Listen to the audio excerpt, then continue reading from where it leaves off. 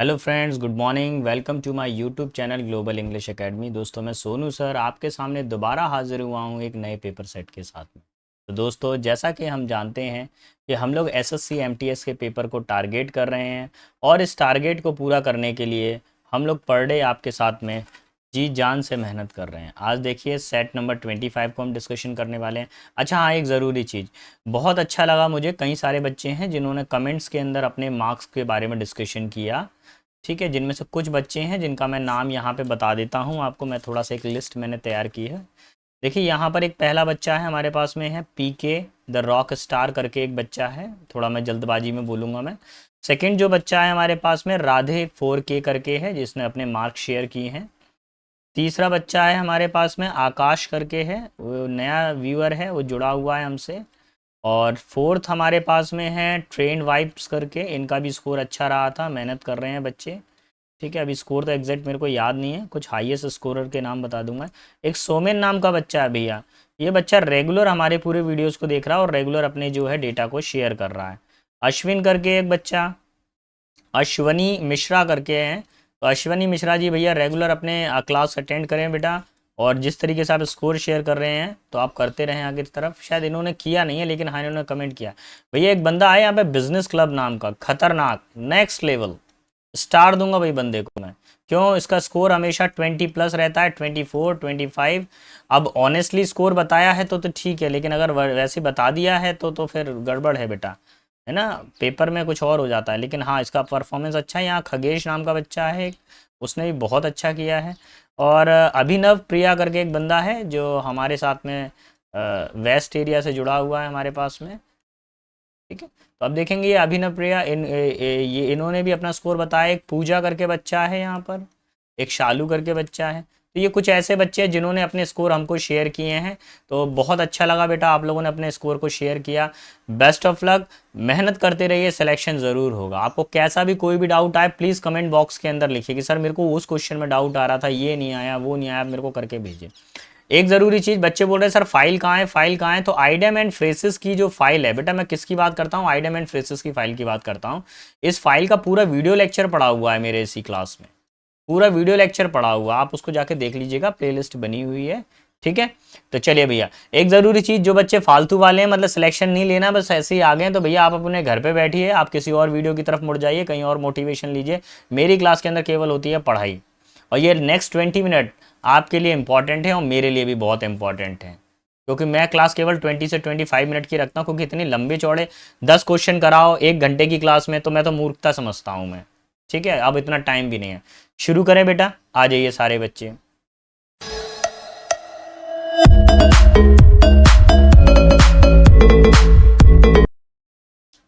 चलिए, तो ये रहा क्वेश्चन नंबर 1। सबसे पहले डेट चेक कीजिए, 14092023 शिफ्ट 1। अभी तक एसएससी एमटीएस का इसके बाद वाला पेपर नहीं हुआ, सबसे लेटेस्ट पेपर यही है हमारे पास में।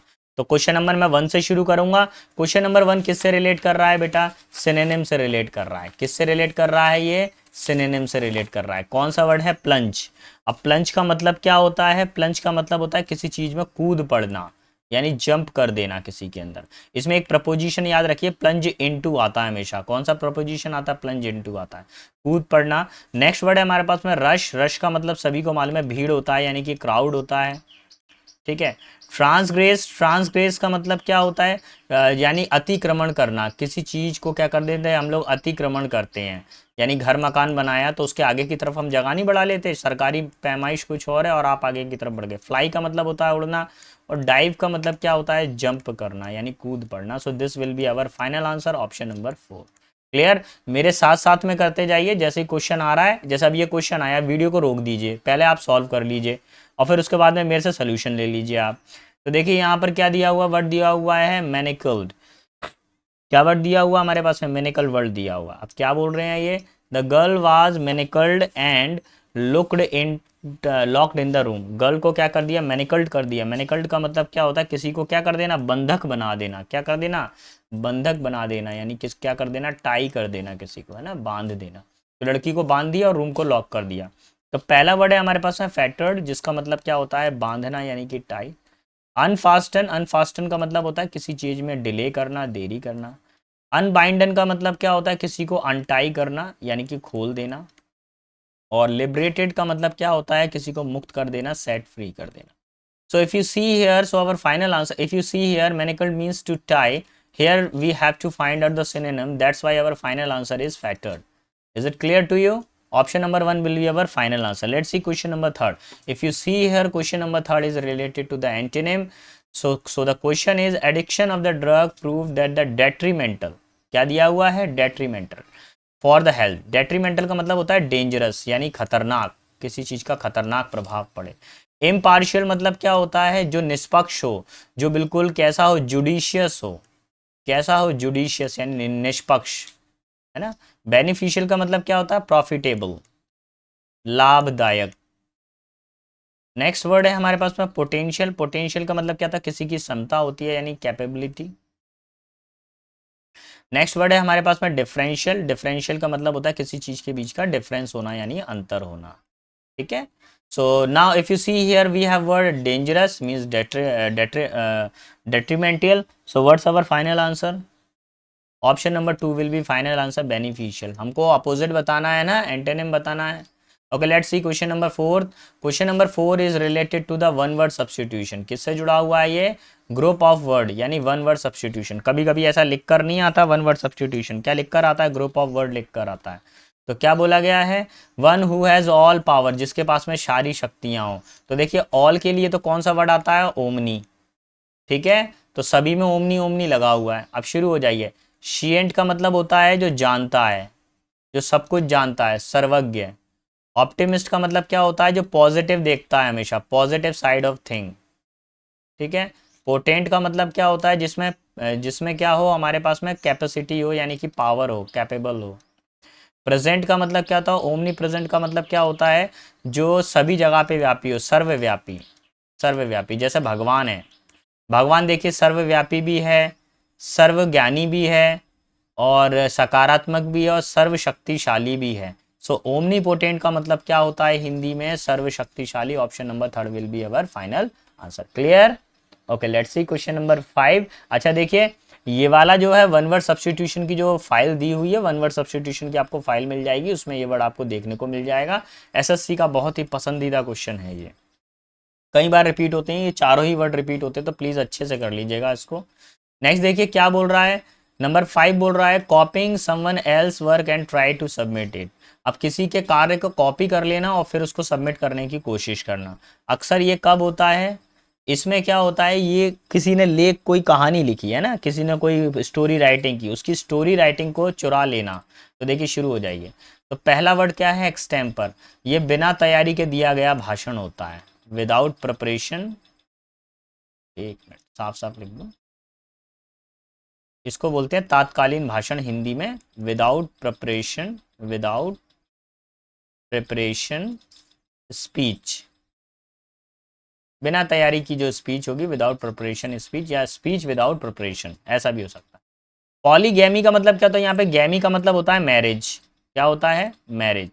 लेकिन इसमें एक वर्ड और लगा हुआ है, क्या लगा हुआ है, पॉली। सो पॉली का मतलब हो गया मैनी मैरिज, जिसके बहुत सारे विवाह हुए हों।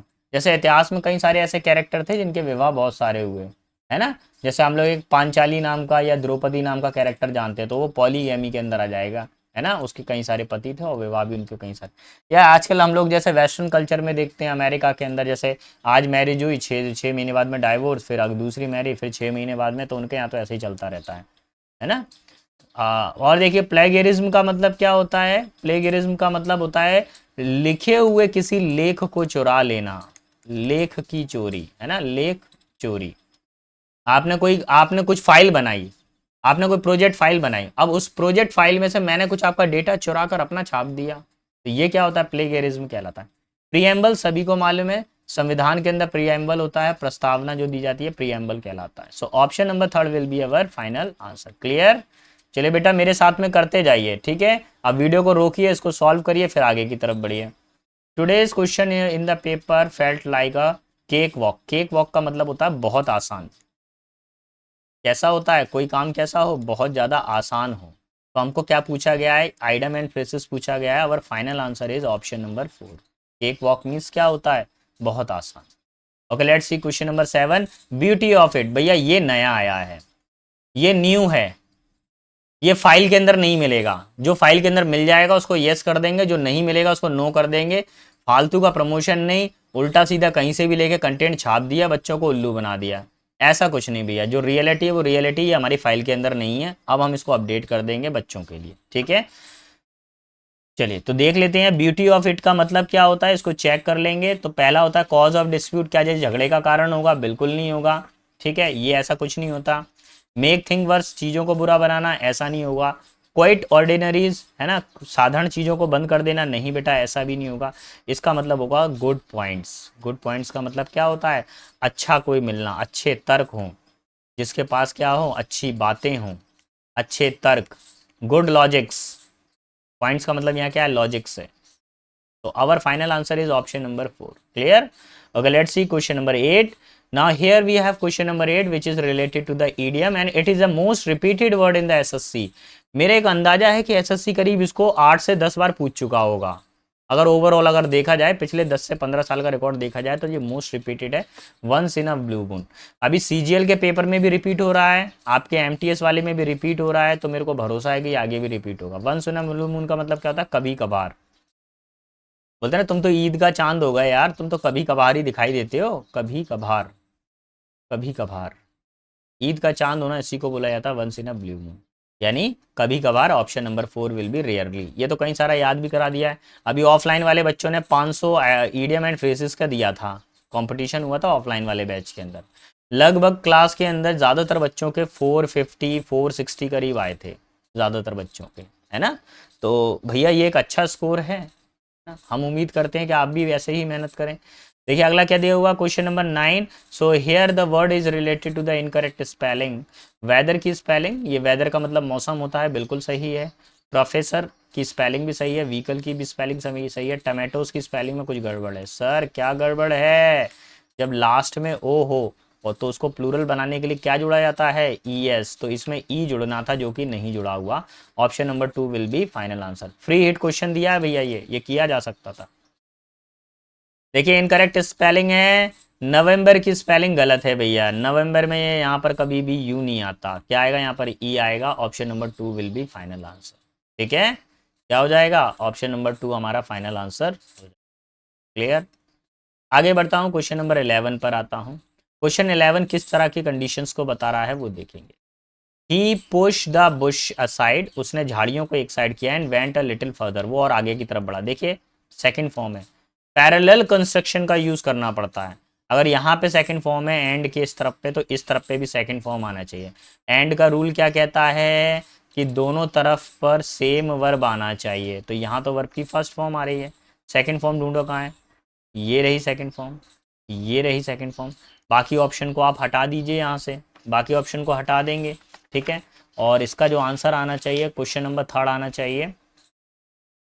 आप लोग क्या आंसर करोगे, देखो भाई यहाँ पे कोई प्रपोजिशन दिया है क्या, नहीं दिया, ये भी हटाइए। Option number 3 will be final answer. Clear. Okay let's see another one. Here the question is related to the fill in the blank. The doctor APJ Abdul Kalam was a very great man with a high level of. अब doctor APJ Abdul Kalam क्या है, बहुत ही महान व्यक्ति थे, तो उनका क्या हाई था, फिजिकली फिट थे कि वो ब्रेन से हाई थे। भैया उनका दिमाग, उनकी बुद्धि का लेवल बहुत ज़्यादा हाई था। इंटेलेक्चुअल का मतलब होता है बुद्धिमता। क्या होता है, बुद्धिमता, यानी कि ब्रेन, माइंड, उनका माइंड बहुत ज़्यादा हैवी था। So option number 1 will be final answer. देखिए बेटा मेरी कोशिश ये है कि कम समय में आपको ज़्यादा कंटेंट दिया जाए, इधर उधर की बातें कम हो, है ना, फालतू के प्रमोशंस और ये और वो उसमें लगे रहना, और 1 घंटे के अंदर 10 क्वेश्चन कराना, ये तो हमको कहीं से भी हमको ये सही नहीं लगता है, सिर्फ बच्चों को बरगलाना लगता है हमको। तो ये Ravi will go to the England, देखिए कभी भी कंट्री का नाम आएगा, प्लीज़ बेटा मैं बार बार कहूँगा, आप घर पर एक बार आर्टिकल चैप्टर भैया पढ़ लो, पढ़ लो, पढ़ लो, पढ़ लो। चिल्ला चिल्ला के परेशान हो गए, पढ़ना नहीं है, पढ़ लो आर्टिकल चैप्टर को। किसी भी कंट्री के नाम से पहले आर्टिकल का यूज़ नहीं करेंगे, ठीक है। अगर किसी कंट्री के नाम से यूज़ होगा तो ध्यान रखना, जो शॉर्ट फॉर्म में नाम आते हैं ना, USA, ठीक है, UK, ऐसे एब्रीविएशन में आते हैं, ठीक है, US SR, इस तरह के जो वर्ड आते हैं, जिनमें यूनाइटेड वर्ड आ जाता है, जो शॉर्ट फॉर्म में आते हैं उनके संग में दा लगता है, ठीक है। जो लॉन्ग फॉर्म में होते हैं उनके संग में ना नहीं लगेगा। Option number 1 will be final answer. देखिए भैया क्या पूछा गया है, when Nisha will have finished her task, interrogative बना हुआ है। तो इंटेरोगेटिव का फॉर्मूला क्या कहता है, पहले क्वेश्चन वर्ड आता है और उसके बाद में क्या आती है बेटा, हेल्पिंग वर्ब आती है। पहले क्वेश्चन वर्ड, फिर हेल्पिंग वर्ब, फिर सब्जेक्ट आता है, फिर मेन वर्ब आती है, फिर ऑब्जेक्ट और फिर क्वेश्चन मार्क। यानी कि पहले हेल्पिंग वर्ब फिर सब्जेक्ट, पहले सब्जेक्ट फिर हेल्पिंग वर्ब। गड़बड़ हो रहा है, हमको क्या करना पड़ेगा, क्या करेक्शन करना पड़ेगा, हमको करेक्शन करना पड़ेगा कि पहले विल आएगा और फिर निशा जी आ जाएंगी। Option number 4 will be our final answer. Clear? Okay, let's see question number 15। 15 का भैया याद कर लो, याद कर लो। ध्यान रखिए, कुछ ऐसे वर्ड होते हैं जिनमें कभी भी आईएनजी नहीं लगता है। जैसे ओनिंग वर्ड हो गया, इसके साथ में आईएनजी नहीं लगेगा, ठीक है। जैसे एक वर्ड हो गया अंडरस्टैंडिंग, इसके साथ में कभी आईएनजी नहीं लगेगा। टेस्ट के साथ में कभी आईएनजी नहीं लगता है, ठीक है। हेट के साथ में आईएनजी नहीं लगता है, डिसलाइक के साथ में आईएनजी नहीं लगता है, ठीक है। अच्छा सर, पेपर में कौन सा मोस्ट रिपीटेड है वो तो बता दीजिए सर। बेटा ये पहला वाला, ये अंडरस्टैंड वाला, इसके संग में कभी आईएनजी नहीं लगता। ये अंडरस्टैंड और ओइंग, ये दोनों ऐसे वर्ड है जिनके संग में आईएनजी का यूज़ नहीं करते हैं, ये हमेशा प्रेजेंट फॉर्म में बनते हैं। और ये पसंदीदा क्वेश्चन है। एक क्वेश्चन और समझ लीजिए पसंदीदा एसएससी का, इज हैविंग। कभी भी इसके साथ में हैविंग आ जाए तो ये गड़बड़ होने वाला होता है। हमेशा किसके लिए, अधिकार वाले क्वेश्चन के लिए, ठीक है, इसमें अधिकार हो।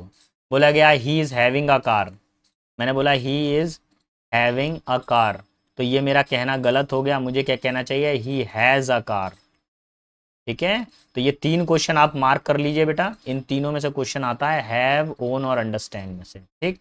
Option number 2 will be final answer. Okay, let's see question number 16। और 16 किससे रिलेट करता है, ग्रामेटिकल आपको बताना है कि कौन सा वर्ड सही है कौन सा गलत है। देखिए फोर्स की स्पेलिंग यहाँ पर भी गलत है, यहाँ पर भी गलत है, तो पहला ऑप्शन गया। दैट की स्पेलिंग सही है। जेनरेट की स्पेलिंग ऊपर गलत है, जेनरेट की स्पेलिंग फर्स्ट में गलत है, जनरेट की स्पेलिंग सेकंड में तो ठीक है भैया। चलिए ये भी सही है, ये भी सही है। थर्ड वाले में जनरेट की स्पेलिंग गलत हो गई, थर्ड वाला भी कैंसिल हो गया। फोर्थ वाले में जनरेट की स्पेलिंग गलत हो गई, फोर्थ भी कैंसिल हो गया। तो भैया option number 2 will be our final answer. एक ही वर्ड बचता है जिसमें जनरेट की स्पेलिंग सही है। आगे बढ़ता हूँ मैं। My father told me that in his childhood he was walking to the school everyday. भैया ये मॉडल चैप्टर में से आया है क्वेश्चन। किस में से आया है, मॉडल वर्ब चैप्टर में से आया है क्वेश्चन। देखिए जब मैं मेरे पिताजी कहते हैं कि जब वे छोटे थे बचपन में वे स्कूल पैदल पैदल जाया करते थे। तो जब भी कभी कोई पुरानी हैबिट होती है जिसमें हम जैसे स्कूल बचपन में पैदल पैदल जाया करते, तो उसके लिए किसका यूज़ होता है, यूज्ड टू। तो ही वाज वॉकिंग, इतना पूरा हटा दीजिए, ये वाज वॉकिंग तक पूरा हटा दीजिए। इसकी जगह पर आप लगाइए he used to walk. He use to walk, पुरानी आदत को दर्शाने के लिए हम किसका यूज करते हैं, यूज्ड टू का। और वर्ब कौन सी आएगी, वर्ब की फर्स्ट फॉर्म आएगी। देखिए I used a variety of sources to find a more cheap flight. Adjective chapter का है। और कौन सा चैप्टर है, डिग्री चैप्टर। प्लीज रिवीजन कीजिए, डिग्री चैप्टर के लगातार 4 से 5 पेपर सेट में आ गए हैं। तो डिग्री चैप्टर में वो positive degree, comparative degree, superlative degree, इसको आप पढ़ लीजिए, किसी भी सोर्स से आप पढ़ लीजिए। मोर चीप दिया हुआ है। ऐसे वर्ड जो एक सांस में बोले जाते हैं that is called strong adjective. Book में भैया 10 तरह के एडजेक्टिव दिए गए हैं। मैं 10 तरह के नहीं पढ़ाता हूँ, मैं केवल 2 ही तरह के एडजेक्टिव पढ़ाता हूँ, जिनमें से एक टाइप में ये आपको बता देता हूँ। स्ट्रॉन्ग एडजेक्टिव वो होते हैं जो सिंगल सिलेबल के होते हैं। आजकल हो क्या गया है मैं आपको बताऊं, पेपर को इस तरीके से पढ़ाते हैं बच्चों को, उल्टा सीधा कहीं से भी। कहीं मैंने ऐसे देखे हैं और बच्चे भी खुश हैं इस तरह के डायग्राम में। अरे भैया इस तरह का मत पढ़ाइए, प्रीवियस ईयर पेपर उठाइए और इस तरह का पढ़ाइए, inside the box, out of the box पढ़ा रहे हैं कहीं से भी। बच्चे भी खुश हैं, अरे सर ने बहुत सारे धमाकेदार कंसेप्ट बताए हैं ये वो। उनको ये नहीं पता होता बच्चों को कि बस गुरुजी तो फिर गुरुजी हैं, गुरुजी अपना भजन बना रहे हैं बच्चों के संग में। हाँ, चलो भैया, क्योंकि हमको तो हाथ लगे हैं बेटा इस लाइन में अच्छे से, है ना। एसएससी सीजीएल 2023 हमने क्रैक किया, प्री क्रैक कर लिया, मेंस के लिए भी तैयारी की, बाद में पता चला कि जो पढ़ाया गया वो तो आया ही नहीं है, कुछ और हो गया। चलिए, सिंगल सिलेबल का होता है, ये क्या होता है, सिंगल सिलेबल का होता है जो एक सांस में बोला जाता है, जैसे बोला गया चीप, हाई, बिजी, ये सब एक सांस में बोले जाते हैं। तो जो भी एक सांस में बोले जाते हैं उनके लिए कंपैरेटिव डिग्री बनाते समय कभी भी मोर या फिर मोस्ट नहीं लगता। तो क्या लगता है, देखिए, cheap positive degree, cheaper E R लगता है, क्या लगता है, कंपैरेटिव डिग्री, और cheapest superlative degree. Please pen and pencil लेकर बैठा करें जिससे आप लिख सकें आप।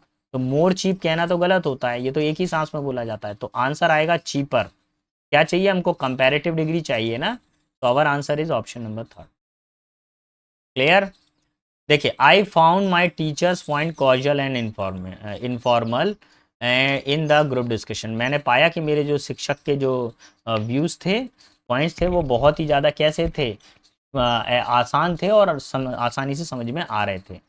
देखिए, इनमें से जो हो जाएगा फ्री एंड इजी, आसान वर्ड के लिए क्या आ गया, फ्री एंड इजी आ गया ना, तो यही वो हमारा आंसर हो जाएगा। कॉजुअल एंड इन्फॉर्मेशन इनफॉर्मल का मतलब क्या था, आसान और सरल। अब देखिए क्या बोल रहा है, the commander honourable emperor all the troop have been lined up for the battle and are waiting for the order. Commander बोलता है कि महाराज सम्राट, हमारा जो ट्रुप है, हमारी जो सेना है, वो सब युद्ध क्षेत्र के लिए तैयार हो चुकी हैं और सिर्फ आपके ऑर्डर का इंतजार कर रही हैं।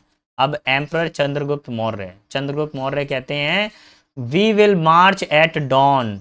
हम क्या करेंगे, हम सुबह चलना चालू करेंगे। डॉन का मतलब क्या होता है, अर्ली मॉर्निंग, है ना। So option number one will be final answer. देखिए भैया, एक ज़रूरी चीज़, कल हम डिस्कशन करेंगे सेट नंबर 26 और टाइमिंग रहेगा 9 PM। रेगुलर वीडियोस आ रहे हैं, जब तक एसएससी एमटीएस पूरा नहीं हो जाता तब तक आपके ये वीडियो आते रहेंगे रेगुलरली, जब तक आपका पेपर नहीं आ जाता। मैं क्वेश्चन से डिस्कशन करूंगा। Modern football dash in Britain in 19th century। तो देखिए, मॉडर्न फुटबॉल का जन्म कहाँ पर हुआ था, और ऑरिजिनेटेड कहाँ पर हुई थी भैया, वो 19th century में ऑरिजिनेटेड हुआ है। नेक्स्ट दिया हुआ है, since before the Mendeleev periods folk football games have been played in town, village, according to the local custom with a dash of rule। देखिए क्या होता था कि उसके पहले भी क्या होता था, मेंडेलिव टाइम्स के अंदर क्या होता था, फुटबॉल खेली जाती थी। फॉक फुटबॉल का मतलब क्या हो गया, अपने क्षेत्रीय फुटबॉल खेली जा रही है। तो क्षेत्रीय फुटबॉल में क्या होता था, छोटे शहरों में, कस्बों में, गाँव में खेली जाती थी। और इसके जो कस्टम्स होते थे, जो लोकल कस्टम्स, और उसके जो नियम होते थे, वो कैसे होते थे, कम होते थे नियम। पहले देखिए, हमारे पास में क्या होता था, स्लो मोशन कैमरा नहीं थे क्रिकेट के अंदर। तो तब क्या होता था, हम पूरे एम्पायर डिपेंडेंट थे, जैसा एम्पायर ने बोल दिया वैसे आउट मान लिया जाएगा। ना जाने सचिन कितनी बार एम्पायर के गलत डिसीजन की वजह से आउट हुआ, और ना जाने कितनी बार 99 पे वो स्कोर 90s की लाइन में आउट हुए सचिन। तो ये इसकी ये क्या था, एम्पायर के पास उस समय टेक्नोलॉजी नहीं थी, उन्होंने बस फिंगर रेज कर दिया, आउट मानना पड़ेगा आपको। ठीक है, लेकिन अब क्या है, स्लो मोशन कैमरा है, अब तो तुरंत पता चल जाता है। अब तो साउंड को भी पता कर लेते हैं, बैट से टच हुआ कि नहीं हुआ। तो अब मैक्सिमम रूल है, पहले क्या थे, मिनिमम रूल थे। Option number two will be final answer. Next देखिए क्या दिया हुआ है, इंडस्ट्रियलाइजेशन एंड डैश। देखिए भैया, इंडस्ट्रियलाइजेशन हुआ, और जब इंडस्ट्री आएगी तो क्या होगा, शहरीकरण होगा, अर्बनाइजेशन। शहरीकरण ने और औद्योगिकरण ने which reduce the amount of the leisure time space available for the working class combined with the history of legal provision. Particularly particularly क्या हो जाएगा, violent, particularly violent and destructive forms of the folk football to the undermine game of the status and the early of the 90 onward। देखिए पहले सुनिए, 90s को बोला गया है मॉडर्न का, इससे पुराने वाले सब थे ओल्डन टाइप के, जिनको बोला गया था फॉक फुटबॉल। ठीक है, अब फॉक फुटबॉल वही व्यक्ति खेल सकता था जो क्या दिन भर फ्री है। आप और हम तो दिन भर फ्री नहीं है, फैक्ट्रीज में काम करने जाना पड़ता। और फिर दूसरी बात, फॉक फुटबॉल का मतलब ये था कि समाज के विभिन्न समुदाय आके फुटबॉल खेलते थे।